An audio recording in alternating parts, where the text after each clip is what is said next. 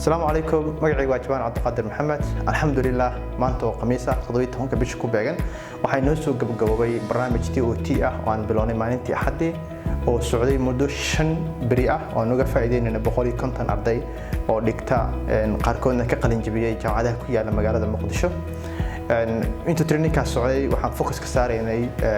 mechanical and software engineering iyo introductory robotics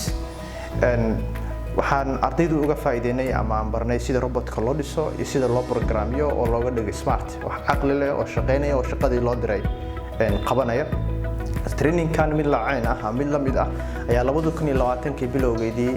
anaga gaarayna 12 ardayno laga faa'iideeyay markii cilmigii aan baranay ayaan 150 kan ardayna uga faa'iideynay waxaan rajaynayaa 150 kan ardayna ayaguna inay gaarsiin doonaan geeyga Soomaaliyeed oo dhan oo ay gobolada dhan ay tagi doonaan ditan ay sidaas oo kale arday badan u tababari doonaan insha Allah waxaan u mahadcelinaynaa UNIDO iyo hay'adda Italian Agency ayaguna gacan weyn ka geystay barnaamijkan inuu